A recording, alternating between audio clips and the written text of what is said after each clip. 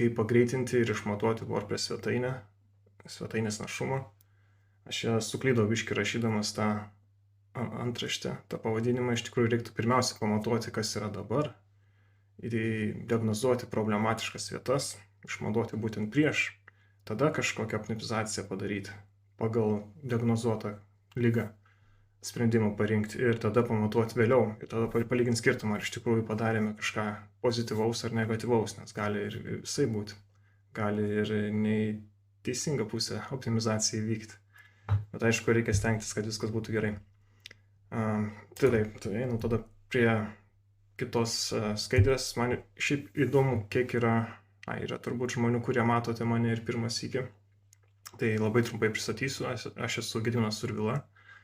Pagal specialybę dizaineris, dirbu dabar kaip programuotojas. Daugiausia fokusuojasi arba dėmesio skiriu UX dalį, User Experience, angliškai būtų vartotojo patirtis lietuviškai, ir specifiškai frontend dalyje, tai kas vyksta naršyklėje. Ir kartas nuo karto būna, kad išvažiuoju kažkur arba šiaip įmonėms ir individualiems žmonėms pravedu mokymus susijusius, aišku, su veikla, kurią užsiemu. Tai yra web dizainas, web programavimas ir būtent UX reikalai. Tai tiek. O šiaip pati tema, man labai įdomu, toksai fun fact, nežinau, čia šiaip faktas, ant kiek jis yra teisingas, bet tyrimai rodo, kad 40% žmonių palieka svetainę, kurios įkelimas užtrunka ilgiau nei 3 sekundės. Tai įkelimas čia užsikrauna, kad jau galima jau kažką ten spaudinėti. Tai įsivaizduokit, 40% žmonių, ne visiškai kas antras, bet jau beveik. Aš prisimenu laikus, kai būdavo internetas žymiai lėtesnis ir čia 2000-osius kažkur, prieš 20 daugiau metų. Tai kai kuriems gal visai mažai metų buvo, kiti gal visai net negimė. Bet būdavo, kad reikdavo laukti svetainės užkrovimo 8 sekundės. Tai įsivaizduokit, paspaudi kažką ir lauki 1, 2, 3, 4, 5, 6, 7, 8, užsikrovė kažkas. Tada paspaudi kitą kokį meniu punktą ir lygiai tą patį istoriją kartuojasi vėl. 1, 2, 3, 4, 5, 6, 7, 8. Paveikslėlis taip po truputį tukš.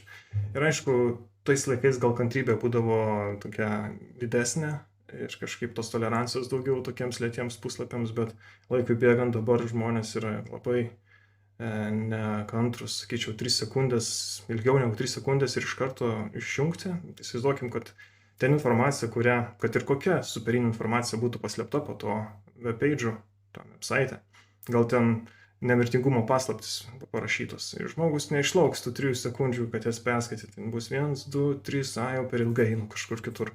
Tas dėmesys tik tai, kaip žuvies atmintis, 3 sekundės. Tai biški liūdna iš tos pusės, bet iš kitos pusės žiūrint, man kaip web developeriui ir kitiems žmonėms, kurie susijęs su web dalims, tai yra tokie kaip ir iššūkiai optimizuoti, padaryti, kad viskas veiktų greičiau ir diagnozuotas problemas. Ir jums patiems, kaip svetainių savininkams, irgi ta problema turėtų būti aktuali, nes ką lemia šitas greitos svetainės veikimas? Tai realiai, pirmas dalykas, kad vartotojams patogiau, greitesnis, tas geresnis UX, ne? Tada, aišku, automatiškai pasididina ir pardavimų, nes žmonės yra patenkinti svetainę, supranta, kaip viskas vyksta, nereikia laukti, greičiau gali nupirkti, neužtrunka tiek greitai, neužtrunka tiek ilgai, ten viskas kol išsikrauna, kad nuspręstų, kad nereikia man to produkto, nes čia ilgai kraunasi. Nes dažnai būna impulsyvūs pirkimai, emocijom paremti. Tai aišku, dar kitas variantas geresnis SEO, tai čia tas, kad ir pats Google puslapių reitingavimas priklauso nuo to, kaip greitai ir gerai veikia svetainė. Labai svarbus šiais laikais, kaip veikia mobiliam telefonė visą tai. Tai jeigu svetainės lėtas veikimas arba kažkokie dideli failai net, gali būti, kad iš vis kai kurios svetainės net ant mobiliųjų telefonų senesnių, kažkokių mažiau turinčių, kažkokia, tarkim, prastesnė techninė specifikacija, techninė, gal net visai nebeveikia. Ir irgi problema tame. Jeigu, tarkim, jūsų konkurentų svetainė veikia lėčiau ir jūsų greičiau, tai aišku, automatiškai įsigaunate konkurencinį pranašumą, kad pirks greičiausiai iš jūsų.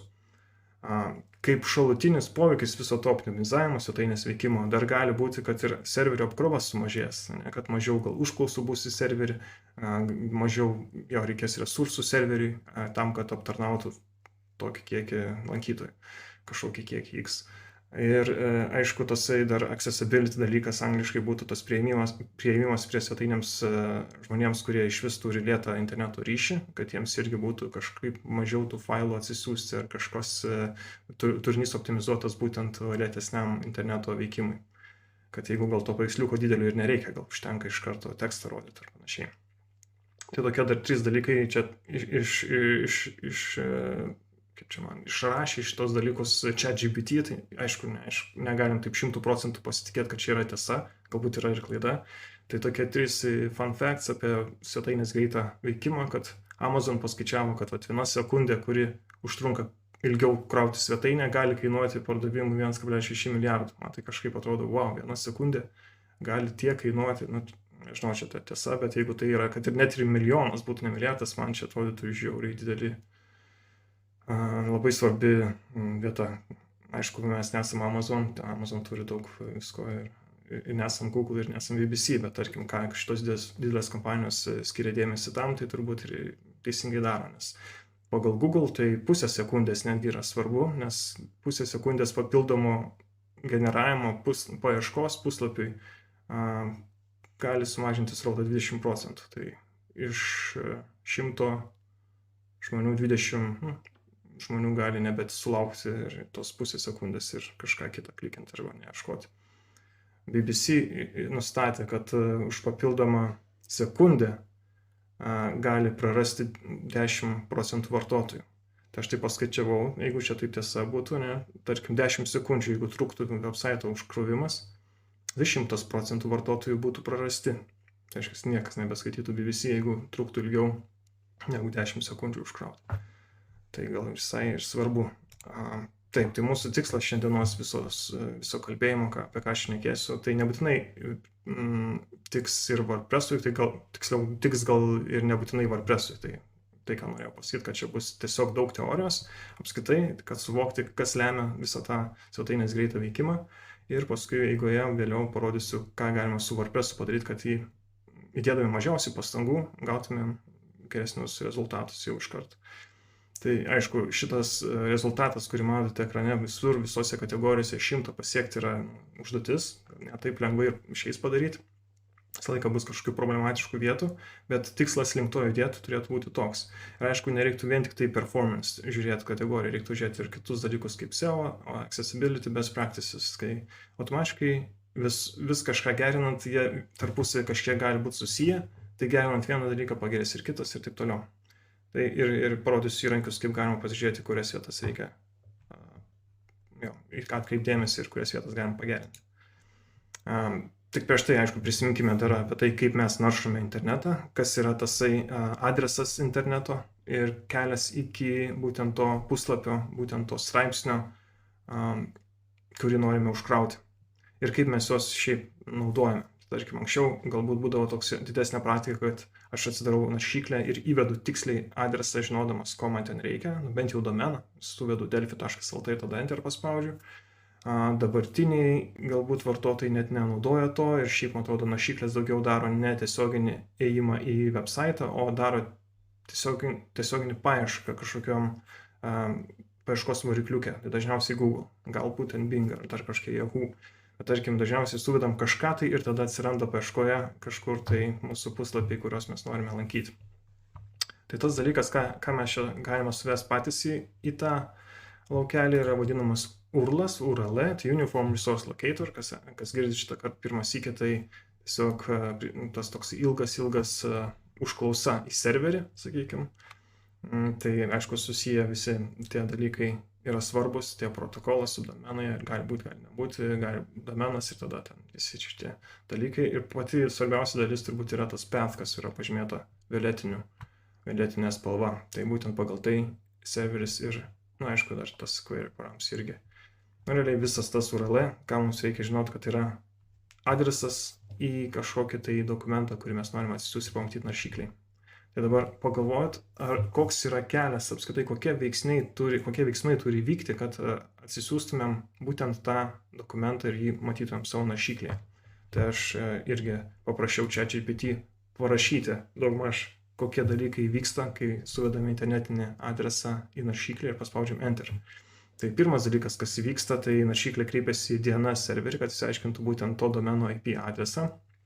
Ir tą padaręs, tada jūs žino tiksliai, kaip užmegzti ryšį. Trečias dalykas yra užmezga tą TCP ryšį su serveriu. Jeigu svetainė naudoja HTTPS, tas S reiškia secure, tą TLS SSL sertifikatą turi, tai tada enkriptina, reiškia, užšifruoja visą tą ryšį, srautą duomenų. Ir kitas dalykas tada jau vyksta pati HTTP užklausa serveriui dėl to pačio resurso, tas get metodu. Tai jeigu grįžtam atgal, tai tas, tarkim, city/vilnius klaustukas ir visas šitas oranžinis daiktas, jisai lemia tą HTTP užklausą serveriui, prašydamas gauti turinį. Serveris tada gavęs tą užklausą apdoroja ją ir sugeneruoja, galbūt kreipiasi į duomenų bazę, sugeneruoja per skriptus kažkokį HTML ir siunčia tą HTML į naršyklę. Čia jau 7 punktas. Jo, aš gal tiesiog apibrėšiu, kad, tarkim, nuo šito punkto realiai prasideda reikalas visas jau pačioje naršyklėje. Tai iki to punkto nuo suvedimo praeina visas šitas laikas, iki kol gaunama yra HTML dokumentas. Tai gali būti čia problema. Kodėl lėtai kraunasi? Gal serveris kažkur toliai, gal ten įvairiausios bėdos gali būti, bet, tarkim, mes turim tą dalį, kuri vyksta už mūsų kompiuterio ribų ir yra paskui šita dalis nuo 7 iki 14, kur jau vyksta reikalai, procesai mūsų kompiuterėje, taip labiau specifiškai netgi mūsų naršyklėje, ką naršyklė sugeba padaryti. Tenai nuskaito failus, nuskaito šitą HTML dokumentą, tada aptinka tenais kažkokius tagus, kurie gal turi netgi nuorodas į kitus failus, kaip CSS, JavaScript, lygiai taip pat šriftas, koks naudojamas, gal kažkoks web fontas naudojamas, ne standartinis, ne tas fontas, kurį visi turi kompiuterį ir visos operacinės sistemos, kaip, tarkim, Times New Roman arba Arial arba Helvetica. Tai jeigu kažkoks kitoks šriftas, tai jau reikia atsisiųsti tą šriftą. Ir visi kiti dalykai. Visus tuos failus gavęs naršyklę, tada sukuria tokį document object model, tokį medį, struktūrą visų elementų. Tai yra antraštės, paragrafai, visokie ten grupinimai, listas, paveikslėliai. Tai yra sudaryti tokį medį.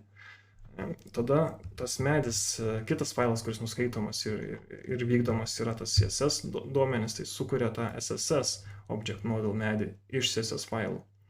Tada sujungia tos du dalykus, nes CSS failuose gali būti kažkokio ID ir klasių, kas kreipiasi į būtent document object model, tai reiškia kažkokie elementai turi klases, CSS tos klasės pritaiko stilių, kaip tai atrodys tas būtent elementas, kokio dydžio bus antraštė, kokios spalvos jinai bus, visi tie dalykai. Tai šitos dalykus sujungusi apibrėžia, kaip atsivaizduos puslapis ekrane, kiek vietos užims kokie elementai, kaip jie išsidėlios. Tai šitos dalykus paskaičiuoja tas render tree. Dar vienas punktas, kiek ir įvyksta. Paskui pagal tą render tree visą ir ekrano buferį, kiek yra numatyta tos vietos, tada ir paišo, renderina kiekvieną elementą pati naršyklė. To eigoje gali dar kažkoks JavaScript failiukas suveikti. Kažkoks skriptas gal kreipiasi dar vieną užklausą į serverį, dar kažkas vyksta, netgi tam pačiam puslapyje kažkas gal naudojate, tarkim, tabus arba ten akordioną, UI elementą, kur susiskleidžia, išsiskleidžia. Tai jisai gal gavo HTML visą išskleistą ir kažkokius kitos klasės arba kitas JavaScript veikimas nusprendė, kad reikia kažkokius dalykus suskleisti. Tai šitas executinimas yra kodas JavaScripto ir iš naujo kartojasi tas visas išdėstymas ir piešimas. Realiai gaunasi vėl kartojasi, nors ne, nuo 9 kažkur, vėl kartojasi visas šitas ciklas. Ir jisai kažkiek kartų gali pasikartoti, gal vieną kartą užtenka, gal iš karto, iš pirmo karto be jokio JavaScripto bus iš karto nupaišyta svetainė, kokia jinai turėtų būti. Tai man įdomu į chatą, jeigu galėtumėt parašyti, kaip įsivaizduot, kuri dalis daugiausiai laiko gali atimti. Ar šita dalis, kuri vyksta už jūsų už jūsų kompiuterio ribų, ar ta dalis, kuri vyksta serveryje kažkur toli. Nes realiai, jeigu taip sutrumpinus, tai galima perskirti į šitas dvi dalis. Žalias dalykas vyksta serverio daly, daugiau už kompiuterio, sakykime, čia kažkas vyksta, o visi raudoni elementai, tie punktai, kalba apie tai, kas vyksta jau jūsų kompiuterio naršyklėje. Tai vat realiai duodama užklausa į serverį ir paskui grįžta atgal dokumentas ir tas dokumentas jau paišomas pačioje naršyklėje. Taip, tai problemų gali būti tiek ir toj daly. Kaip tą diagnozuoti, kaip pamatyti, kiek laiko užtrunka tas užklausa į serverį, per kiek laiko pareina tie duomenys, kokie tie duomenys pareina, kiek ten tų skriptų, kiek CSS failų pareina, kiek fontų skirtingų gal naudojama, paveikslėlių, kokio dydžio paveikslėlių ir taip toliau. Visi šitie dalykai labai svarbus ir tas visas renderinimas ir JavaScript'o executinimas ir CSS netgi paišymas, jisai vyksta labai greitai. Jisai naršyklė tą daro labai greitai optimizuotų būdų. Naršyklės nuolat tobulėja ir visą laiką žino, kaip tą daryti visą laiką geriau. Ir aišku, keičiasi ir web standartai, visokie naujos CSS funkcijos atsiranda ir vis nauji dalykai atsiranda, bet jo, čia galimai problemų gali būti ir ten, ir ten. Tai reikia tiesiog imti ir diagnozuoti. O kaip tą padaryti? Tai yra įvairiausi tiek mokami, tiek nemokami įrankiai. Čia dabar biškį užėjau už... Jo, tai apie įrankius gal biškį vėliau, bet tarkim, jeigu taip reiktų visiškai be jokio diagnozavimo nuspręsti ir taip sakyti, kas čia gali būti blogai su ta svetainė, kodėl šitaip lėtai dirba. Tai kažkuris iš šitų punktų greičiausiai ir bus problema, gal net keli punktai susiję tarpusavį, gali ir tas būti. Tarkim, dažniausia problema vis tiek, jeigu jau kliento pusėje, ir čia iš serverio pusės dalies irgi šiek tiek dideli vaizdų failai, ar paveikslėliai. Tai yra rodomas paveikslėlis mažiukas ekrane, bet atsisiunčia kažkodėl į naršyklę didelį failą, kažkiek megabaitų gal jisai sveria. Kai tuo tarpu galėtų sutaupyti ir net nesiųsti tokio didelio, siųstis mažiuką pagal tai, kokio dydžio jo reikia. Tada kita problema gali būti su įskiepiais sukonfigūruotais netinkamai. Ypač čia kalba gal daugiau apie WordPress, jeigu taip naudoju tą terminą įskiepiai, bet tarkim, jeigu žiūrint ne WordPress'o daly, gali tiesiog kodas kažkaip netinkamai veikti, gal lėtas kažkoks procesas vyksta būtent serverio dalyje, o kas liečia WordPress'ą, tai dažnai būna dažna problema, kai susinstaliuojama, įsidiegiama įskiepių, kurie daro labai panašius dalykus ir jie gali net tarpusavį konfliktuoti, kažkas viens ant kito užlipti ir kažkaip netgi bandyti vietoj to, kad pagerinti, netgi kaip tik atvirkščiai daryti problemas. Tai aš visą laiką tokią turiu taisyklę ir visiems sakau, kad jeigu įmanoma be įskiepio apsieiti, tai geriausiai tą ir daryti. Ir išjungti visus įskiepius, ištrinti net juos, kurie net nenaudojami, yra neaktyvūs, kad nebūtų iš viso papildomo kodo ir būtų daug viskas paprasčiau. Trečias dalykas yra lėti serveriai. Tai čia priklauso nuo to, kur mes tą svetainę talpinam. Ar tai yra shared hosting, tai čia tos dažniausiai WordPress'as tokį naudoja tipo hostinimą, lietuviškai prieglauda ar prieglobstis, kažkas tokio svetainėms. Priglausti ir priglobti, priegloba. Kažkas lietuviškai būtų iš tos pusės. Tai aišku, jeigu turime mažiau resursų, yra shared hostingas, tai jie nebus jau ypatingai greiti. Jeigu norime kažko greitesnio iš serverio pusės, tai galime pirkti VPS ir numatyti pagal tai nuspręsti, kiek ten tų resursų, kiek ten to procesoriaus ir atminties ir viso SSD diskas ir taip toliau. Tai aišku, ne visi galim savo leisti pirktis kiekvienam svetainiai po atskirą vos ne tą VPS-ą ar ten dedikuotą serverį. Dažniausiai ir užtenka netgi shared hosting sprendimo. Galima kitų būdų surasti, kaip tą svetainę pagreitinti. Tai jo, bet aišku, gali būti problema ir lėti serveriai. Net ir tam shared hosting plane visokiausių būna planų, visokiausių tipų ir skirtingų resursų. Nereikalingas kodo kiekis, čia jau kaip ir minėjau, gal šiek tiek duplikuojasi su netinkamais konfigūruotais įskiepiais, tai ten kažkas kodas, kurio nereikia, kuris bereikalingai eikvoja tiek procesoriaus darbą ir užima atmintį.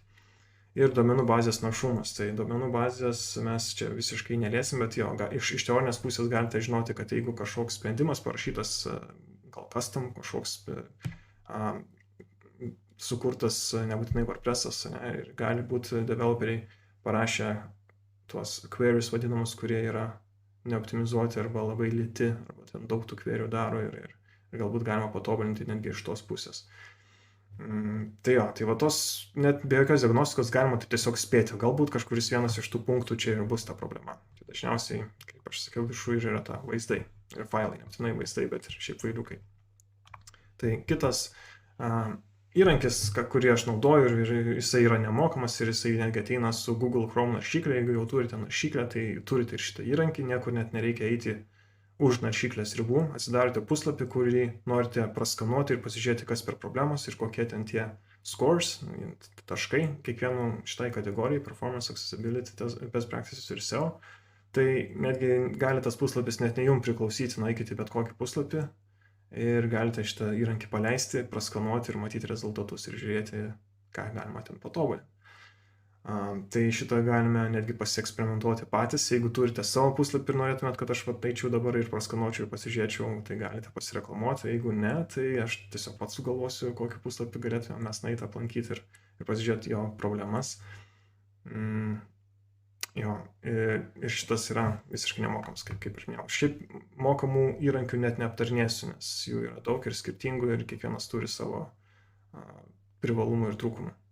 Tai jo, ką galim tiesiog iš nemokamų įrankių pasinaudoti, va šito pirmiausiai ir rekomenduoju. Jeigu nepatinka Google Chrome ir tarkim nusprendžiat, kad man tik tai kita naršyklė svarbi, aš nenoriu turėti Google Chrome, man tas įrankis netinka vien dėl to, kad aš tos naršyklės nenoriu naudoti dėl kažkokių priežasčių, tai yra online sprendimas, tiesiog Page Speed Insights, čia tas pats Google sukūręs ir labai duoda netgi panašius rezultatus, gal net ir išsamesnė informacija, kad ten yra pateikima, bet labai artimai tai, ką matome ir iš to Google Lighthouse. Šiaip tai įdomus faktas tas, kad aš tą patį puslapį, tą patį netgi slash'as, tiesiog homepage'ą praskanavau su Google Lighthouse, gavau tokį rezultatą ir padariau tą naudodamas šitą įrankį ir gavau šiek tiek kitokį. Tai gali būti, kad kriterijai ne visiškai atitinka arba gal kažkas buvo užsikešinę mano browseryje ir pavartojau tą žodį, apie kurį dar nešnekėjau. Tai jo, tai gali būti, kad tiesiog jo, tie ne visiškai atitiks vienodus, nerodys vienodų tų taškų, bet problemas greičiausiai aptiks tas pačias. Tai apie kitus dalykus, tai kadangi jau, kaip sakiau, kad paveikslėliai yra labai svarbus elementas ir reikia žinoti, kokius paveikslėlius įkelti, kokio dydžio ir netgi kokio failų tipo. Tiesiog šiek tiek teorijos apie websaituose internete naudojamus failų tipus paveikslėlių, nes spaudai jie naudojami kitokie, o internetui jie naudojami dar kitokie. Ir aišku, čia tie tradiciniai visi JPG, GIF, PNG ir SVG, tai yra nuo seno palaikomi ir visą laiką veikia ir iki šiol dar veiks. O šitie žaliame šrifte paminėti AVIF ir WebP yra šiek tiek naujesni ir jie gal ne visiškai pilnai palaikomi visose naršyklėse, bet jų kompresija, jų failų dydis, kaip jie suspausti atrodo be praradimo savo informacijos, jie užima daug mažiau duomenų ir jie yra greičiau parsisiunčiami. Tai taip, kuom skiriasi JPG nuo GIF ir PNG ir SVG, aš taip trumpai tiesiog JPG yra taškinė grafika, rasterinė grafika, sudaryta iš pikselių ir jinai negali palaikyti jokio permatomumo, neturi to alfa kanalo. Su GIFais yra kita problema, jie gali turėti alfa kanalą, turi permatomumą, bet jie yra labai limituoti iš savo spalvinės pusės, jie turi tik tai 256 spalvas. Tai jeigu reikia daugiau spalvų, turime kažkokį perėjimą iš vienos spalvos į kitą, arba tarkim norime fotografiją rodyti, tai GIFas mums netinka. PNG yra toksai ir su permatomumu ir tuo pačiu tinka ir rasteriniai grafikai, tai jo kartais netgi ir susispaudžia geriau negu JPG, jeigu naudojame mažiau spalvų, tai tarkim jeigu kažkoks yra ikonas su permatomumu, tai jisai greičiau mažiau vietos užims lyginant su JPG. Aišku, JPG iš vis net permatomumo neturi. Tuo tarpu GIF ir PNG, jeigu palygintumėm, tai GIF, aišku, jeigu vienspalvis ir mažiau spalvų turi, jisai tada mažiau turėtų užimti vietos atmintyje. Bet čia reikia visą laiką pasižiūrėti ir pasieksperimentuoti. Galutinis yra SVG, tai yra Scalable Vector Graphics, tai čia yra vektorinė grafika, kuri nepriklauso, kuri neturi realiai dydžio, neturi matmenų. Nėra taip, kad plotis toks, aukštis toks. ją galima didinti, mažinti be jokio praradimo. Visą laiką bus linijos aštriai atrodys, nes jos tiesiog yra sudarytos ne iš taškiukų, o iš kreivių. Jos yra matematiškai apskaičiuojamos ir labai tinka visiems tiems plokštiems ikonams. Tai jeigu keletas spalvų, vien tik tai dėmės arba vien tik tai linijos yra puikus dalykas naudoti SVG. Jo mažiausias yra duomenų kiekis būtent SVG. Tai tiek reikia tam turėti omeny ir aišku, kodėl man apie tai reiktų žinoti, kai šiuolaikiniam internete, tarkim, naudojant Facebook, Instagram, man net nereikia apie tai galvoti, neįkeliu nuotraukai, automatiškai patampa to geriausiu formatu, kokiu turėtų patapti ir viskas yra padaroma. Bet kadangi kalba eina apie WordPress, tai iš būtent toks, koks yra branduolys WordPress Core, be papildomų pluginų mes tokios optimizacijos negaunam. Ateityje gal bus daugiau. Šiaip gaunam, kažkiek nuo 4 versijos buvo pasiūlomos responsive images, yra tam tikras sąrašas paveikslėlių dydžių, kurios būtent prisitaiko pagal naršomo ekrano dydį, jos būtent užsikrauna tokio dydžio, kokio ir turėtų užsikrauti tose matmeninyse, reiškia, neužsikrauna didesnis negu turėtų, jeigu atitinka, bet anksčiau to nebuvo. Ir aišku, papildomi tie pluginai, kuriuos galima būtų įsidėkti ir pasisinagrinėti, tai leidžia netgi pakeisti esamus media failus, kuriuos jau esame suuploadinę, į būtent tos naujesnius AVIF ir AVP. Bet tie pluginai irgi ne visi yra nemokami, yra būtent tie, kurie geriau kažką daro, visą laiką, aišku, kainuos pinigus. Bet jo, aš parodysiu tos nemokamus, kuriuos aš pats esu įsidėgęs ir naudoju. Taip, kitas variantas apie kaip galima paspartinti apskaitai viską daryti, tai yra puslapių kešavimas. Ir dabar žodis kešavimas toksai biškiai yra visiems gal suprantamas. Man pirmas, kai aš išgirdau iš vis tokį žodį cache, tai man pirma asociacija buvo su Johnny Cash, žmogus, kuris turbūt geriausiai turėtų išmanyti apie kešavimą. Bet iš tikrųjų jokus iš šono, tai cache tai nėra tas pats, kas yra. Tai nėra grinėjai, bet pagalvojus iš kitos pusės, jeigu gerai puslapis kešuotas, jisai greitai veikia, tai aišku, jisai kažkiek yra tas atspindys ir tame žodyje cache, iš svetainės uždirbamų pinigų, tarkim, atsispindi kažkiek gal ir turi įtakos, turėtų turėti įtakos. Tai jo, apie skirtingus kešavimo būdus. Tai kešavimas yra realiai atsiminimas, kažkokiu būdu įsiminimas informacijos, kuri kažkada buvo užkrauta. Tai paprastai abstrakčiai paaiškinus, kad jeigu aš kažkada buvau nuėjęs į puslapį, tarkim, naršyklės kešavimas, kas yra, atsisiunčia tos visus failiukus, CSS, JavaScriptas, paveikslėliai, ir jisai talpino jos savo naršyklėje, ten kažkur turi savo folderiuką, kuriame ir yra tie failiukai sudėti. Ir aišku, pagal gyvavimo laiką, kešavimo, jie ten kažkurį laiką ir bus. Aišku, galim tą kešą tam naršyklėje išvalyti rankiniu būdu, ne visi žmonės tą daro, bet išvalius, aišku, tada visą laiką atsisiunčiame naujausi paveikslėliai. Tai tam, kodėl tai vyksta, tam, kad nereiktų iš naujo siųstis tų pačių failų. Vieną kartą apsilankiau svetainėje, aš atsiunčiu kažkokius failus ir automatiškai tas įkatės jau mane greičiau užkraus. Tai čia toks optimizavimas pačios naršyklės. Tada yra trečias punktas, iš karto peršoku į trečią apie serverio kešavimas, tai yra būtent tų failiukų arba užklausų, kalba eina apie HTML, greičiausiai, ne, jeigu websaitas, tai jeigu kažkoks procesas įvyksta serverio dalyje, atsiminkime URL užklausą, ne, kažkoks slashas, kažkas, ir įsimenama yra, kokie duomenys buvo grąžinti, tai dombose sugeneruojam HTML, įsiunčiam tą HTML ir kažkuriam laikui tą HTML failiuką, ne failiuką, bet tiesiog tą duomenys apie tą užklausą mes kažkur išsisaugom. Tai gali būti failų sistemai, aišku, gali būti netgi ir atmintyje laikoma. Ir būtent tas serverio kešavimas ir yra tas stipriausia dalis, kai ta vieta, kurį reiktų optimizuoti, jeigu matome, kad mūsų atsakymas iš serverio užtrunka ilgai. Tai kažkokį failą gal siunčia ilgai, gal dar kažkokį HTML puslapį ilgai atsiuntinėja. Ir visą tai irgi galima pamatyti, naudojant naršyklėje esamus developerio įrankius. Tai jo, galėsiu ir tai parodyti, pamatyti, kaip visi tie request responses arba ten tie užklausos ir atsakymai matomi yra. Ir ketvirtas punktas duomenų bazės kešavimas, tai būtent ten yra pakankamai didelis, yra jo, dar vienas sluoksnis būdų optimizuoti, apie kuriuos aš čia mažiausiai turiu patirties ir dėl to geriau aš net nešnekėsiu, nes galiu tikrai kažką ne taip pasakyti ir suklaidinti. Ir beje, mes šito dalyko net nedarysime, kas susijęs su WordPressu, tai mes pasinaudosime tam tikrais pluginais, kurie mums padeda tą kešavimą serverio pusėje daryti. Bet antras punktas yra įdomus, tai yra CDN kešavimas, tai yra Content Delivery Networks. Tai įsivaizduokime, kad turime website, kurio klientai, lankytojai yra iš skirtingų pasaulio šalių. Tai mes turime website Lietuvoje, o kaip, pavyzdžiui, website užsikraus Amerikoje gyvenantys žmonės arba Australijoje gyvenantys žmonės. Kiek laiko užtruks jiems atsisiųsti tą HTML. Tai čia toksai įsivaizduokime kaip vandentikį labiau, ne? Per kiek laiko atitekės vanduo, jeigu tokia ilgumo yra ta šlanga.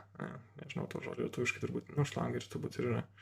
Tai jo, aš taip sulyginu, kad būtų vaizdžiau pamatyti. Aišku, tai nėra vandentikis, yra internetas, yra duomenų srautai, bet labai analogija gal ir gera. Tai tam, kad nereiktų laukti ir nuo lokacijos svetainės lankytojų nepriklausytų trukmė, kiek laiko užtruks gauti atsakymą iš serverio, būtent yra tokie Content Delivery Networks sukurti, tokie kaip tinklai, būtent tokiems turiniams deliverinti. Žodis deliverinti reiškia gal pristatyti, ne? Kad, tarkim, kažkokia užklausai ateina, tai aš pristatau iš artimiausio esamo serverio. O man nereikia kreiptis į kažkur kitur. Tai aš netgi turiu tam pasiruošęs vieną iš populiariausių turbūt šito CDN sprendimų tų siūlytojų, providerių. Tai yra kompanija Cloudflare ir jinai siūlo netgi nemokamai prisidėti tokį CDN į savo website. Ką reikia padaryti? Reikia tiesiog nueiti į cloudflare.com, susikurti tenai savo paskyrą, prisidėti website, aišku, ten reikės dar pakeisti name servers, kad jau tada užklausa vyktų į Cloudflare pirmiausia, o ne jūsų serverį. Ir jeigu norite geresnio tokio integracijos su WordPressu, tiesiog, kad matytų, nereiktų vaikščioti pastoviai į cloudflare.com ir WordPressą, tai galima net juos sujungti ir matyti viską WordPresso admin dalyje, jeigu siūsite pluginą būtent kuris kūrė Cloudflare tam reikalui realiai ir sukūrė. Tai ten įvedę savo API keys, sujungę paskyrą su WordPresso saitu, matysite, kokius statinius tos failiukus kešuos ir kokius nekešuos, kiek laiko tas kešavimas užtruks ir visą tai galite kontroliuoti. Tai tarkim, sukūrus naują puslapį gali būti kažkokie nauji dalykai ir mes juos užkešuosime būtent tame Cloudflare CDN. Tai diagrama daugmaž atrodo taip, ne? Jeigu matote, čia yra mano lankytojas, tarkim, vienas iš čia, ir jisai kreipiasi pirmiausia, o čia yra šitoj daly mano serveris oranžinis. Tai jis pirmiausia kreipiasi į Cloudflare serverį ir jeigu ten yra jau kažkokia užkešuota informacija, atsisiunčiama yra tiesiai iš čia. Tai pirma užklausa, aišku, nebus tenais jokios informacijos, pirmiausia sakys, kad ne, aš nieko nežinau apie tai, tai tada Cloudflare serveriai kreipsis jau į jūsų serverį gauti tą informaciją ir ją tada užkešuoja. Tai kitas jau lankytojas, antras gal, gauna tiesiai iš to artimiausio serverio. Ir tai per visą pasaulį eina, nesvarbu iš kokios dalies, jau tada žmonės greičiausiai atsisiunčia resursus, CSS failiukus, JavaScript failiukus, paveikslėlius, nesvarbu, ką jūs norite kešuoti, būtent iš artimiausio serveriuko. Ir tai paspartina greitį. Čia aktualu galbūt tiems žmonėms, kurie turite tokį labiau website, kuris turėtų būti matomas ne tik tai toj lokacijai, kur gyvenate. Tarkime, jeigu mes Lietuvoje darome lietuviams, tai mums šitas CDN gal net nelabai kažką ir pagerins. Nes, tarkim, mes turime serverį, kurį esame nusipirkę Lietuvoje, ir mūsų lankytojai dažniausiai yra iš Lietuvos. Tai tada tas Cloudflare gal net ir nelabai svarbus. Galime tada kažkaip kitaip galvoti optimizaciją. Taip, tai iš tos dalies ar yra kokių klausimų, ar atsakiau į tuos pagrindinius klausimus, kas rūpėjo. Gal yra kažkokių papildomų klausimų. Šiaip labai atrodo su laiku gerai einam.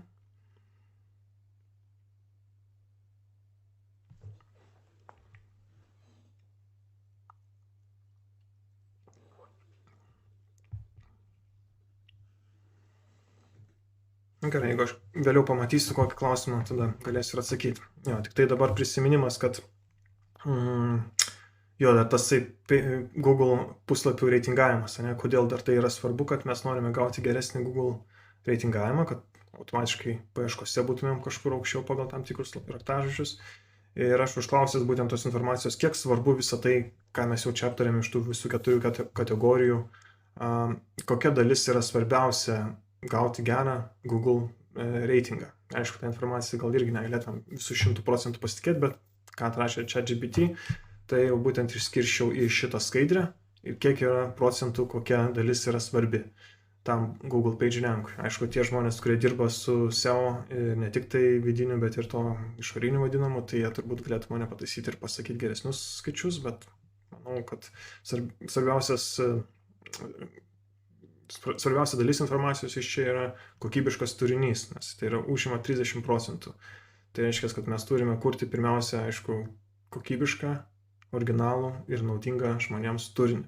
Neaišku, kaip jisai Google nusprendžia, kas yra naudinga, kas yra originalu, galbūt gali palyginti, ar yra plagiatų ar ne, tai copy-paste straipsnį tikrai bus blogai ir negatyvus bus SEO, bet ar naudingas ar nenaudingas, o čia toks įdomus žodis, kas kam naudinga. Tada 20% raktinių žodžių tyrimas, tai reiškia, išsiaiškinom, kokiais raktiniais žodžiais žmonės ieško ir tada pagal tai sudedame savo žodžius į antraštes, į meta prašymus, ten yra specialios vietos puslapyje tagai, kuriuose galima prašyti tiek raktažodžius, tiek description, ten tą prašymą. Ir aišku, pats turinys. Tada techninis SEO, tai yra 15%, tai yra būtent tas greitis, kaip jisai pritaikytas mobiliems, ar viskas ten tvarkingi tie duomenys yra, tarkim, ar straipsnis yra article ir taip toliau. Tada backlinkų kūrimas, kas yra visiškai, kaip čia, už ribų WordPress'o, nes backlinkai tai yra būtent nuorodos į patį website, tai net nesvarbu ar WordPress'as ar ne, tiesiog backlinkų kūrimas yra jau ne per WordPress'o administravimą, bet tiesiog kažkur tai rašinėti, kad kažkas pasidalina kažkokią informaciją, ir visų tų aukštos kokybės nuorodos iš kitų svetainių, taip ir buvo parašyta jo. Tada 10% UX, userio vartotojo patirtis, tai kaip yra greitai užkraunamas puslapis, čia turbūt biškai kažkiek susijęs su tuo techniniu SEO, bet SEO yra apie tą puslapio turinį labiau, o čia UX tas labiau apie patirtį, ne per performance, tą veikimą. Tai kiek laiko užtrunka iki tol, kol useris, vartotojas, lankytojas gali kažką jau spaudinėti tame puslapyje. Tai gali kažkas užblokinti tą, matau jau informaciją, bet su ją dar negaliu nieko daryti, nes kažkas užblokavo, tai irgi yra negatyvu, tai nepadidina reitingo. On-page SEO, tai tas lokalus, tai jau būtent jie yra nuorodos ir struktūra. Vienas iš tų, aišku, patobulinimų gali būti jie breadcrumbs vadinami, kur yra nuorodos sudėtos ir matosi aiški struktūra. Ypatingai naudojama tai yra bloguose, kur aiškiau tada patiems ir žmonėms naršyti, ir tiems variukams, Google variukams, robotams, kurie irgi prakrolina, skanuoja tą puslapį ir prispaudinė tas nuorodas ir kad išsiaiškintų, apie ką eina kalba tame puslapyje. Tai jo, tai šita yra paskutinė skaidrė. Toliau bus demonstracija apie įrankius, kuriuos aš jau minėjau, ir pluginus, kuriuos galime įsidiegti WordPress'ą. Jo, tai daug informacijos galbūt, bet realiai tai, jeigu taip atgal grįžtant, tai mums reikia prisiminti. Realiai pasakiau 2 įrankius, ne? Tai Google Chrome viduje esantis jau įrankis, kitas yra, kur galima jau per naršyklę, Google Page Insights. Tada, ką pirmą galim padaryti, tai pagalvoti apie paveikslėlio optimizavimą, gal per didelį jie yra, ir kešavimas, ne? Tai realiai šitie dalykai. Čia yra patys pagrindiniai dalykai, kuriuos turėtume padaryti ir manau, tą padaręs, tada galime žiūrėti, kur toliau yra problemos. Nes šitos dalykus netgi be diagnostikos reiktų apgalvoti ir padaryti. Tai jeigu kažkas neveikia, tai pirmą pasižiūrim, kas. Ne? Tai dabar aš ką darysiu, tai pirmiausia nueisiu į bet kokią svetainę. Šiaip galėčiau gal net daryti tą inkognito. Ir tada tiesiog rašau google.com, kad būtų lengviau naršyti. Gal turite pasiūlymą, kokią svetainę aplankyti? Ar yra kažkokių tokių smalsumo pasižiūrėti, kokios problemas gali būti kokioj svetainė. Šitą svetainę mes nežinosim, ar yra WordPress'as, ar kažkokią kitą naudoja. technologija, bet problemos pažiūrėsim kokios, ne?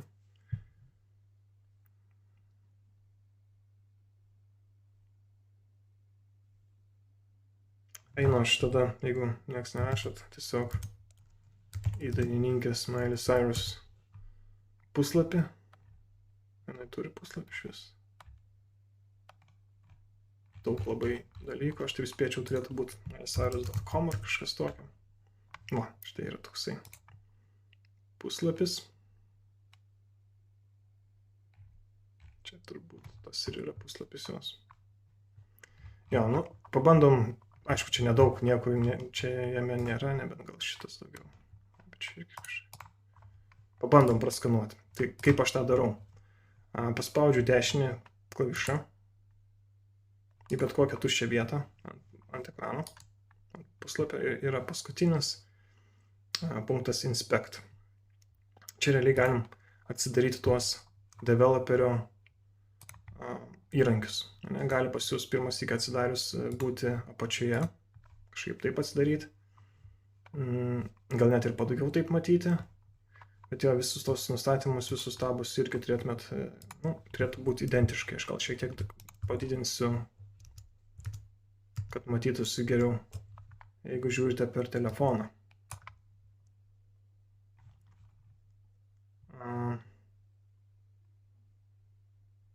Jo, tai jeigu turite kokį website, tiesiog rašykite į chatą ir aš galėsiu dar kitą irgi pasižiūrėti. Aš tik tai dabar šiek tiek supažindinimas apie patį tą developerių toolsus, tuos įrankius. Tai čia matome elementus, kurie jau yra sukurti tame document object model, ką turėjau galvoje. Ne? Tada čia yra konsolėje, kurioje galbūt ir kažkokie erorai, gal matysis klaidos. Sources, visi tie failiukai, kurie atsiųsti buvo, šriftai. Ir network. Tas yra įdomiausias tabas turbūt pasitikrinti, pasižiūrėti, kiek kokių užklausų vyksta į serverį ir kiek tos užklausos trunka milisekundėmis. Tai aš dabar tiesiog paimsiu ir parefreshinsiu, iš naujo užkrausiu tą patį puslapį ir pažiūrėsim, ką čia nupaišys šitas įrankis. Spaudžiu refresh ir matau, kaip vyksta requestai, užklausos. Ir netgi nupaišė man šitą visą diagramą, kiek kokioje vietoje kokia užklausa įvyko. Čia galima matyti, kokie failiukai atsisiunčia, CSS ir JavaScript. Jo, čia time, kiek laiko užtruko. Galima pasižiūrėti, kas labiausiai užtruko. Kažkoks events.js nemažai užtruko palyginus. Bet šiaip, šitas pixelis, ne? Analytics, TikTok'ui pixelis. Užtruko 449 milisekundės. Nedaug. Čia viskas šiaip paėmus dar visai gerai. Bent jau pažiūrėjus iš network tabo.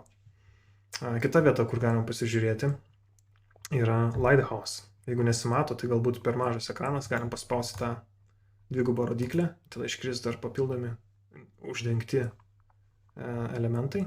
Aš spaudžiu ant Lighthouse. Ir čia mes galim nustatyti, ką mes norime, kokią versiją, ant kokio device'o, ant kokio įrenginio norime praskanuoti tą puslapį ir pasižiūrėti. Ir kokias kategorijas mums svarbios. Aš esu uncheckinęs tą Progressive Web App, nes tai nėra svarbu. Mums svarbu website'as, ne apps'as. Ir įdomiausia gal pirmiausia pažiūrėti, kaip atrodo visa ta diagnostika ant didesnių ekranų, ant desktop, ant laptopų. Spaudžiu tą mygtuką Analyze Page Load. Įvyksta visas ta diagnostika mano browseryje.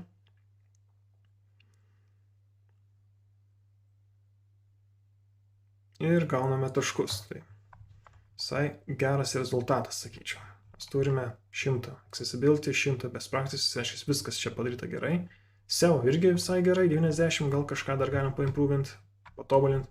Ir performance'ui matom, kad 89 oranžinis. Tai nėra pats blogiausias variantas, bet galėtume pasitengti, kad būtų žalias. Ir kaip sužinot, ką man reikia padaryti, aš tiesiog ant jo paspaudęs, man nuskrolina net į tą vietą. Aš matau, kur galima išsiekspandinti ir pasižiūrėti netgi pasiūlymus. Aišku, jie yra anglų kalba, bet net yra nuorodos, kur galim daugiau paskaityti apie tai. Kad užtrunka pats pirmasis nupiešimas arba nurenderinimas 1,5 sekundės. Tada diagnostika, ne? Diagnostikos srityje būtent rašo properly size images. ką aš ir sakiau, ne, pagrindinė bėda, kad paveikslėliai, o būtent netgi galim pasižiūrėti, kokie paveikslėliai, kiek įmanoma sutaupyti. Aiškiai, vietoj 177 KB galima būtų sumažinti iki 172.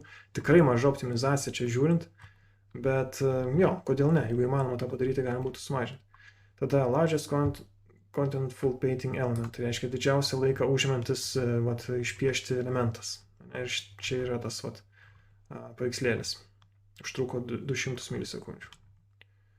Save images in the next gen formats. Tai reiškia, jeigu išeina paveikslėlį atsiųsti ne JPEG formatu, o būtent to WebP, aš sakiau, nenaujesni tie formatai. Tai galima būtų jos taip ir pasakyti, šitą tą patį ir rašo, WebP ir AVIF. Ne? Nes geresnė kompresija, mažiau vietos užimtų ir galima būtų dar labiau sumažinti paveikslėlių dydį. Net nėra nustatyta elementų plotis ir aukštis. Čia kiekvienas paveikslėlis turėtų savyje gal net ir įrašyta kažkokį width ir height, arba automatiškai uždedamas tas yra. Ir taip toliau. Sumažinti CSS-o, sumažinti JavaScript-o, kaip tą padaryti, irgi yra įrankiai. Aišku, galbūt pirmiausia, jeigu išsiaiškinti, ar tikrai man visi tie pluginai reikalingi, galbūt JavaScript-o failą ateina iš tų WordPress pluginų, kuriuo aš kalbu, iš tai net nereikia jų. Tai jau vienas variantas būtų, tiesiog jų nebūtų tų failų, o jeigu tie failai yra, jos galima kažkaip agreguoti į vieną failą. Tarkim, turiu keletą failų, bet aš juos galiu surinkti į vieną kolekciją, padaryti vieną failiuką, jeigu jisai neužims labai daug vietos, tai man vieną failiuką parsisiųsti, vieną užklausą į serverį daryti yra geriau, negu daryti jų daugiau. Nors, aišku, galima būtų ginčytis su web to HTTP antru, kad gal geriau tada būtų paralelinės užklausos gauti failiukus, kurių dydis yra mažesnis. Tiesiog tada daugiau failiukų, bet mažesnis dydis. Irgi galima būtų pasižiūrėti, kas geriau veikia, bet šiaip pagrindę paėmus tie įrankiai, kuriuos rodysiu, dažniausiai surenka daug tiek CSS failiukų, tiek JavaScript failiukų į vieną, ir jį sukompresina ir realiai gaunasi, kad vietoj to, kad buvo prieš tai skaitomas tekstas dar palyginus, jis taip susikompresuoja, kad tampa viena eilutė, vienas paragrafas. Aišku, mums to teksto net nereikia skaityti, jis skaito naršyklės, tai čia ne žmonėms, o naršyklėms jau.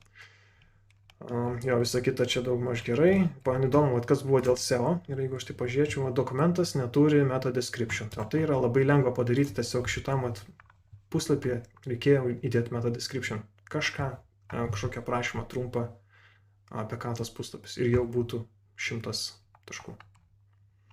Tai vat, jeigu turime dar kažkokį... neišeina, reiškia, tų web adresų per chatą. Jo, gaila. Jo. Aš dabar, kadangi noriu parodyti, kokią optimizaciją savo padariau puslapį, tai aš tiesiog naisiu savo puslapį ir pabandysime praleisti šitą Lighthouse irgi diagnostiką mano puslapyje. Čia jau su visais tais pluginais, kuriuos aš esu ištestavęs ir pasižiūrėjęs, ir būtent man kažkodėl tiko. Tai va, matom, kad performance 100, accessibility 95 ir kodėl, man įdomu, nes accessibility yra kalbama apie tai, kad puslapis būtų prieinamas visiems žmonėms, jo, dažnai galbūt su negale, tarkim kažkokios matymo problemos, tai greičiausiai čia ir yra ta problema, kad backgroundas, aiškiai, foninė spalva ir elementai, kurie ant to fono neturi pakankamai kontrastų. Ne? Ir netgi parodo tiksliai vietas, kuriuose čia yra, čia reiškia, tas tekstas per daug šviesus, galbūt tokiam šviesiam backgroundui, reikia taip patamsinti. Ir taip toliau. Jo. Tai ta mėlyna spalva galėtų būti tamsesnė tiesiog. Ir jau būtų gal 100 taškų. Dėl best practices, čia serve images with low resolution. Tai reiškia, netgi atvirkščiai čia yra problema, kad mano paveikslėliai iš tikrųjų net per mažesnės rezoliucijos yra, negu jie turėtų būti. Tai dydis paveikslėlio rodomas vienoks, o pats failas yra mažesnis. Tai to pasiekoje, kas gaunasi, kad jis yra ištempiamas ir toks patampa šiek tiek toks kaip ir išblūrės, toks kažkiek pikseliuotas, ne visiškai gražu, irgi mažina kontrastą, matomumą. Dėl to irgi, ir čia ne dėl accessibility, o čia dėl best practices. Tiesiog best practices yra nusistovėjusios tam tikros web standartui kažkokie, kaip reiktų iš tikrųjų kurti puslapį. Ne? Kad turėtumėm rodyti paveikslėlį toks, koks iš tikrųjų turėtų būti, kad aštriausi būtų pikseliai, kad nebūtų jokio išplaukimo, o viskas atrodytų gražiai. Tai va, šitas įrankis yra toks. Dar yra kitas įrankis, apie kurį šnekėjau, tai būtent tasai Page Insights. Page Speed Insights. nežinau, teisingai prašiau, pataisys. Taip, tai realiai tas pats puslapis, man įdomu, irgi būtų nueiti į Miley Cyrus, gal ne, iš tikrųjų, ką nors kitą, nes senais tas vienas puslapis, netoks įdomus, gal kažką iš lietuviškų. Aš turim unikalių puslapį. Wikipedia. Lietuvos rytas. Gal LT. Bandau atspėti domeną. Na ir nėra turbūt. Gal ir net nereikia. Pažiūrim puslapį, kuris rašo apie ją. Čia iš karto reikia sutikti su tais kokiais. Nu jo, čia, aišku, jisai turės gal ir daugiau problemų, nes yra tiesiog daugiau turinio ir visokių papildomų dar įskiepių. Čia nebūtinai WordPress'as, nesakau, kad čia WordPress'as, bet tiesiog pabandysim šitą paanalizuoti, pažiūrėsim, ką aptiks tenai. Taip gan greitai įvyko. Dar diagnozuoju. Aš pastebėjau, kad parinkau mobiliam veikimui. Nu, gal įdomu pažiūrėti, kokias problemas aptiks ant mobilių. Nes dažniausiai ir desktopai, ir mobilios problemos gali skirtis. Tarkim, kas veikia desktopui, gali neveikti ant mobiliųjų ir atvirkščiai. Gali kažkiek užtrukti. Aha, žiūrėkit, performances yra netgi 4, tiek mažai, raudonas. Accessibility 80, 79, SEO 100, SEO yra gerai. Tai vat, šitą vietą matom, ką galim padaryti. Aš netgi iš karto net nežiūriu šitų santrauką, einam tiesiai prie diagnostikos, nes čia dažniausiai ir būna tie pasiūlymai, ką galima tokio padaryti, kad jau veiktų geriau. Ir tos pačios bėdos kartuojasi, aš kiek matau, ne? Nu, išskyrus tas viršutinis, čia gal pirmas sykį mes matom tokią problemą, tai yra large layout shifts. Tai atsiranda, kai kažkas nespėja užsikrauti arba nenumatyta yra pakankamai vietos tam dalykui, kas turi užsikrauti ir tada pradeda keistis aukščiai visokie ir tampytis pats websaitas. Negražus experiences vartotojai ir šiaip toks, atrodo, jo, problemas turbūt ir kitur kelia, ne tik tai vartotojai. Tai vat, kaip tą išvengti, tai vat, jau reiktų galvoti apie pačią dizainą, kaip ten kas užsikrauna ir kokiomis vietose, kuriuose vietose pradeda veikti skriptas, greičiausiai JavaScriptas, nes ten ir būna problemos su to, kad kažkas dinamiškai vėliau po puslapio iškrovimo vėl atsiranda. Tai pirminis puslapio iškrovimas yra su viena informacija, po kažkiek laiko, kai jau pradeda veikti JavaScriptas, įvyksta dar kažkas ir tada pradeda kaitaliotis aukščiai ir šokinėti puslapis ir įvyksta netgi 7 layouto pasikeitimai. Geriausiu atveju, aišku, kad tų layout pasikeitimų nebūtų iš karto užkraunamas puslapis toks, koks turėtų būti. Minimize main thread work, tai čia va būtent kažkokie yra JavaScripto dalykai, ne? Vat, kažkas veikia ir dėl ko greičiausiai ir sulėtina šitą performance, nes kažkoks skriptas, kuris veikia naršyklėje, net serverio pusė naršyklės dalyje. Tai nesvarbu, kad koks greitas internetas ar kokiam pasaulio šalyje aš esu, man taip pat gali šitas websaitas veikti ilgai, nes netgi 13 sekundžių užtrunka būtent to JavaScripto veikimas. Jisai kažką daro, kol useris gali kažką pradėti daryti vėliau, kol jis baigia. Tai jo, daugiausia problemų su JavaScriptu matom ir CSS, ir aišku dar paveikslėlis galėtų būti daug mažesnis. Jo, static assets galėtų su cache būti ir jo, netgi yra kažkokių skriptų, kurie duplikuojasi, tokie patys atsisiunčia. Su accessibility įdomu tai, kad vat, nėra galimybės skėlinti, taip išeina, ne? Negali būti mažiau negu 5. Ir kas labai svarbu, būtent va čia mobiliam, ar tie elementai, kuriuos vartotojai, lankytojai turėtų spaudinėti pirštais, ne, nes vis tiek naršome pirštais, ar jie turi pakankamą dydį. Jeigu labai mažas krepšelis, kaip čia yra, aš ant telefono su savo didžiuliais pirštais galiu nepataikyti jį paspausti ir man, aišku, nesuveiks. Tai ant telefonų dažniausiai tos elementus netgi galima padaryti CSS taisyklę, kad ant tam tikro dydžio tie elementai netgi išdidėtų telefone. Ant didesnių gal nebūtina, nes naudojam pelę, su pelė jau pataikysim, su dideliais pirštais nelabai. Jo, tai nuorodos kontrasto neturi, čia accessibility dalykai, pavadinimo nėra, nuoroda, kur neaišku į ką eina, nes nėra teksto. Tai reiktų kažkokio tai būtent to ARIA, nors yra ARIA label čia Messenger, bet kažko tai dar trūksta. Nu, čia galim sėdėti ir gilintis, bet realiai jo, visos svetainės turi kažkokių problemų.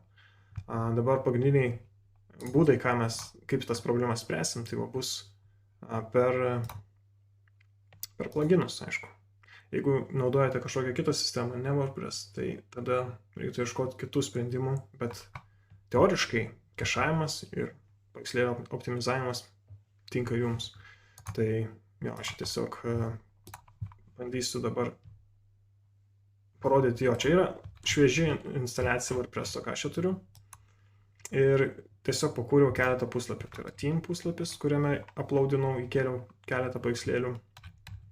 Services puslapis irgi su kažkom ir kontakt. Ir galima pasimėginti ir šitą netgi Lighthouse net ir lokaliai instaliuotam WordPress'o. Aišku, jis suras kitų problemų, nes mes neturim to HTTPS ryšio saugaus ir dar kitų variantų, bet gal nebus taip tikslu, bet kažkiek problemų gali aptikti ir lokaliai. Tai aš pabandysiu tiesiog praskanuoti va šitą team puslapį ir pažiūrėsim, kas per problemas būtent su šviežiai instaliuotų WordPress'o saitu. Visai geras įspūdis, ne? Tik tai vat, iš karto, kad nėra HTTPS. Tai aiškiai, jeigu aš tą website iš tikrųjų kažkur tai patalpinčiau, turėčiau SSL sertifikatą, būtų viskas su HTTPS, tai best practices greičiausiai irgi būtų 100 ar kažkaip galimai. Dėl performance'o mes turim keletą tų pačių problemų, kaip ir sakiau. Paveikslėliai, netokio dydžio. Paveikslėlių formatas galėtų būti ne JPG, o ten tie tas pats, ne?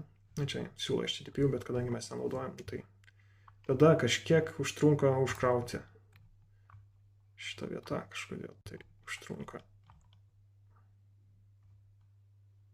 Tikriausiai užtrunka užkrauti. Čia aišku turėtų būti iš tikrųjų uploadintas paveikslėlis logotipas, tai gal netgi ir pakeitus visai net nebūtų tos problemos. Ir su keša problemas, aišku, reiktų paskaityti daugiau ir išsiaiškinti, kas čia yra. Aišku, mes nenaudojam jokio kešavimo ir čia naršyklės kešavimo trukmę galima paredaguoti, kiek laiko trunka laikyti šriftus ir visus kitus statinius tuos failiukus. Tai taip, žinom problemas, dabar einam prie sprendimų. Sprendimai paprasti, tiesiog keli pluginai. Įjungiam ir viskas ir veikia, taip kaip turi veikti. Tai kaip tos pluginus dabar rasti? Aš čia parodysiu apskaitai, kaip mes pluginus instaliuojam WordPress'e, tai einam į plugins, add new plugin.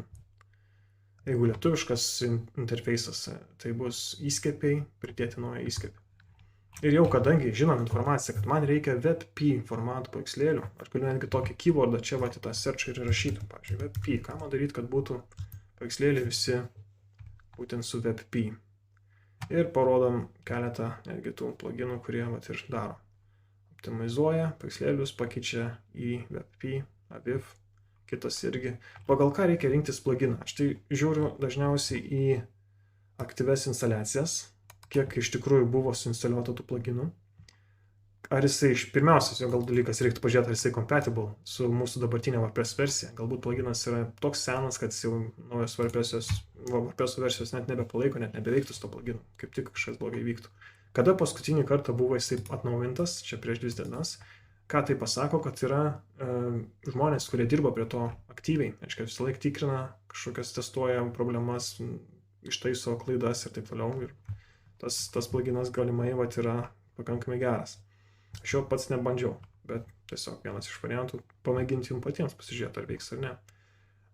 Šitas yra už savaitės nepadarytas, bet jis turi ir mažiau tų instaliacijų. Tai va, tarp tų dviejų, jeigu reiktų rinktis, rinkčiausi šitą. Netgi WordPress'as išlistino, išreitingavo netgi pagal tą populiarumą. Bet šiaip tai iš tikrųjų dažniausiai populiariausias sprendimas būna netgi ir paskaičius visokios informacijos internete, kas dažniausiai siūloma naudoti, tai yra tas Smush, nežinau kaip ištarti, pluginas būtent WordPress'ui, ir jisai turi netgi ir Pro versiją, kur netgi dar labiau optimizuoja. Aš jį bandžiau testuotis ir žiūrėti, jisai kažkiek jau esamų paveikslėlių irgi gali pakeisti. Aišku, prideda dar tokį dalyką kaip lazy load, reiškia, kad užsikrauna toks kaip imidžo placeholderis pirmiausia, vieta, kur bus paveikslėlis, ir kol useris nenuskrolina iki tos vietos, kur iš tikrųjų bus matomas tas paveikslėlis, jisai net nėra atsisiunčiamas. Tai toks, kam siūstis, jeigu mes gal nematysim. Gali paspartinti, jeigu turite ilgą long tokį page'ą visiškai, bet kitais atvejais gal netgi gali ir palėtinti veikimą, reiktų labai atsargiai su tais tokiais sprendimais. Aš ką pasižiūrėjau, iš tikrųjų tai suradau tokį, aišku, čia nereikėjo daug ieškoti, yra tokia kompanija Jetpack, kuri tikrai daro daug darbų, kad optimizuoti greitį WordPress'o, ir netgi pats pirmas iš tų ir yra tasai Speed, Growth, Security, Backup. Man atrodo, šitas ir bus mano pagrindinis. Jo, šitas instaliavus jau jisai automatiškai, jisai aišku galima naudoti dar ir backupams kurti. Bet jo, jisai paimpruvina, patobulina ir security dalykus, ir praskanuot galima nuo virusiukų. Ir yra netgi tas greitam veikimui irgi tam tikri būdai. Tai aš tiesiog paimsiu, suinstaliuosiu ir praeisim kartu ir pažiūrėsim, kaip jį reikia sukonfigūruoti. Kas dabar vyksta paspaudus, tai siunčiama užklausa į serverį. Serveris grąžina atsakymą, siunčia failus. Failai suinstaliuoja, tampa kažkur aktyvus. Ir dabar aš paspaudęs Activate jau darau užklausą į savo serverį, kad įjung kažką padaryk, kad pluginas įsijungtų. Taip, tada paspaudžiam ant Settings ir pažiūrim, ką mes čia galim nustatyti. Performance, svarbiausias dalykas. Enable Site Accelerator, Speed up Static File Load Times.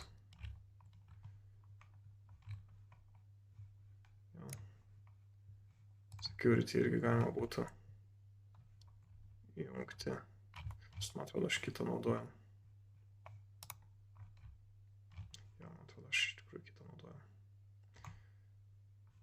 Tada išjungsiu šitą ir pažiūrėsiu, kažkokį kitą buvau naudojęs. Taip paprastai paimam, galim išaktyvuoti ir ištrinti nereikalingą pluginą ir nuo jį ieškoti. Image Optimization.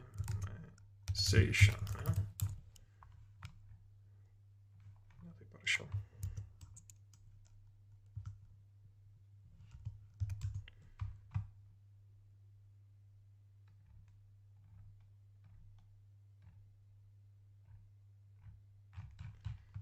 Čia gal reiktų tiesiog Jetpack pažiūrėti.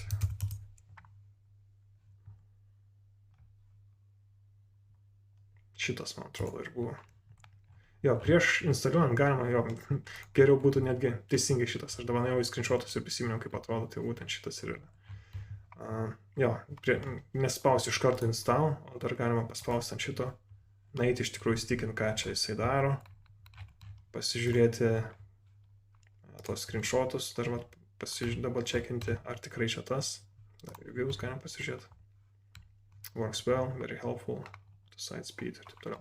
Jo, aš esu įsitikinęs, kad jau čia yra šitas, spaudžiu install now ir pamatysim, kaip jisai pagerins iš karto veikimą.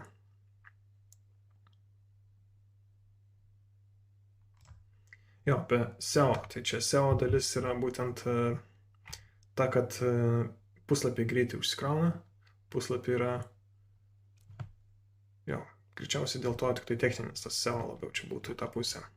Nes kas liečia turinį ir tuos raktažodžius, tai yra kitas pluginas, kuris gali paanalizuoti netgi straipsniai, kokie žodžiai yra naudojami ir ką reikia dar papildomai pridėti.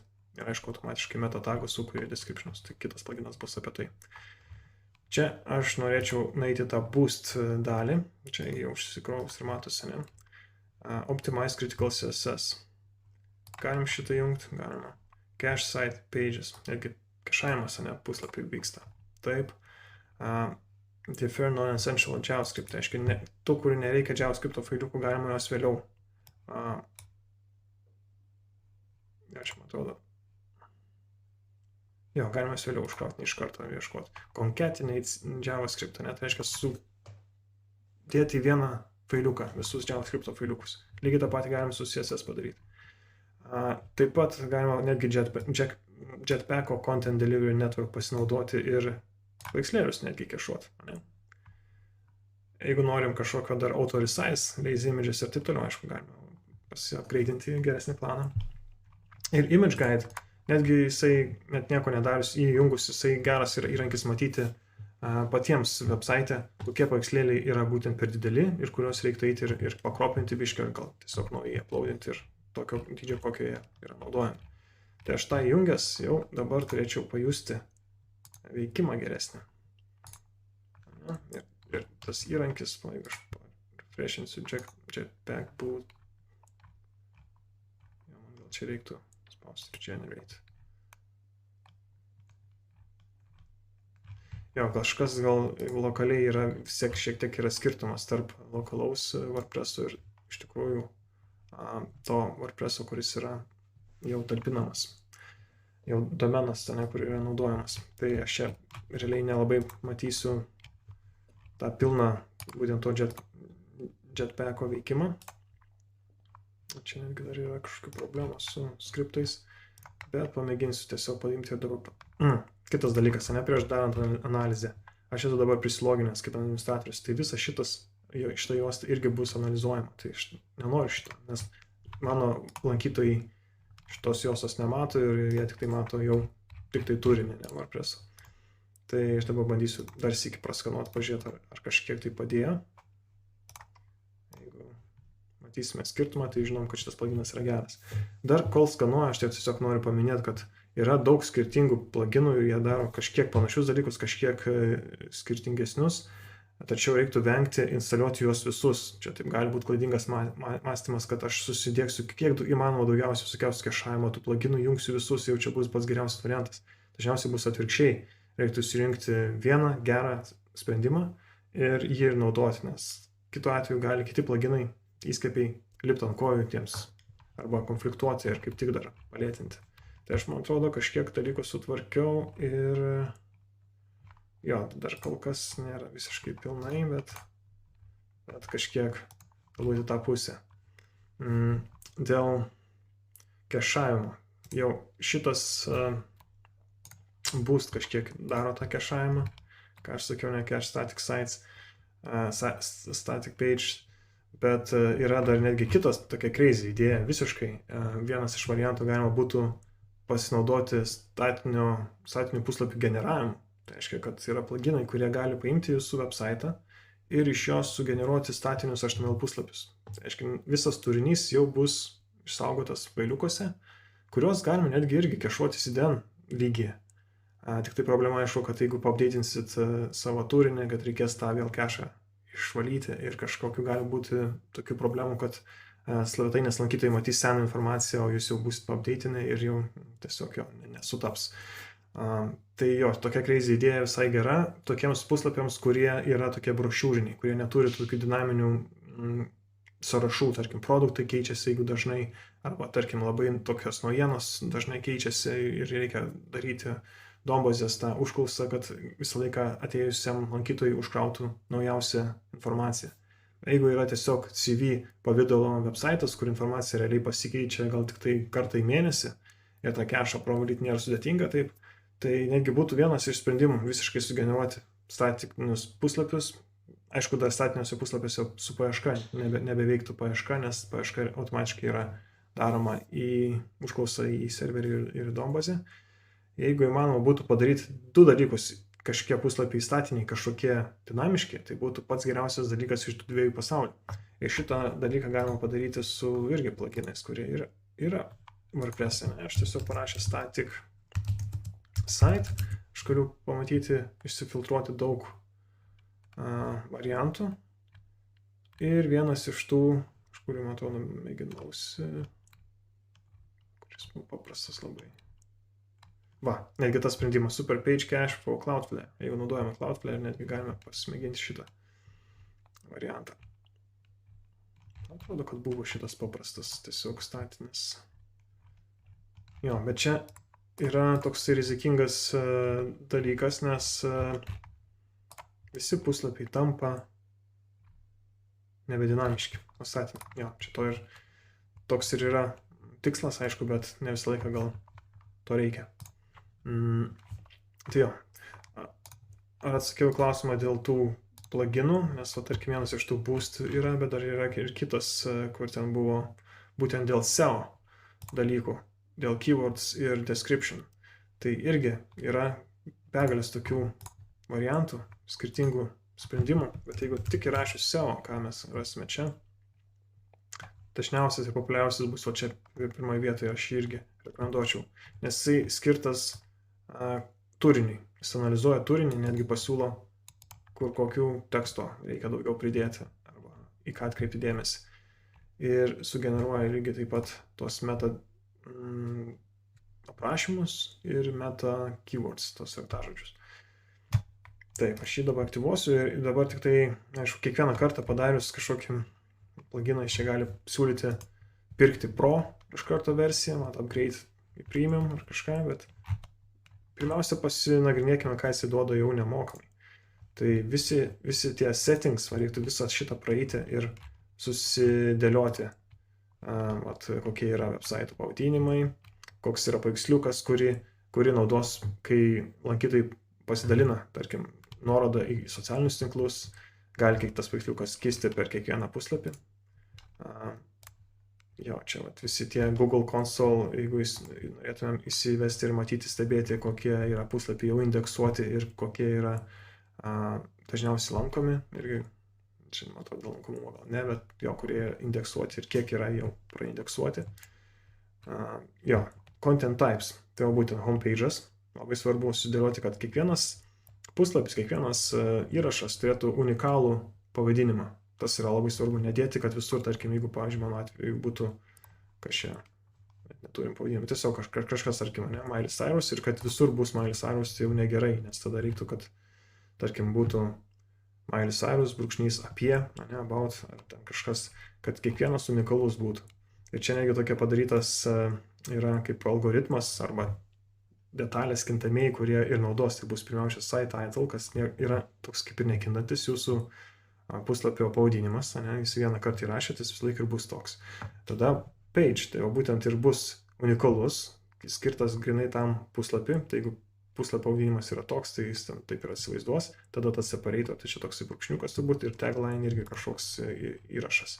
Tai su tais meta description irgi galima kažkokį sudėlioti tokį kaip formulę, iš kurios bus įmami tie dalykai, tai irgi galima pasinaudoti šitos dalykus, bet aš norėčiau iš tikrųjų rekomenduoti ne kažkokį vieną bendrą sprendimą, nu čia aišku homepage'ui, bet kiekvienam postui, kad būtų unikalus.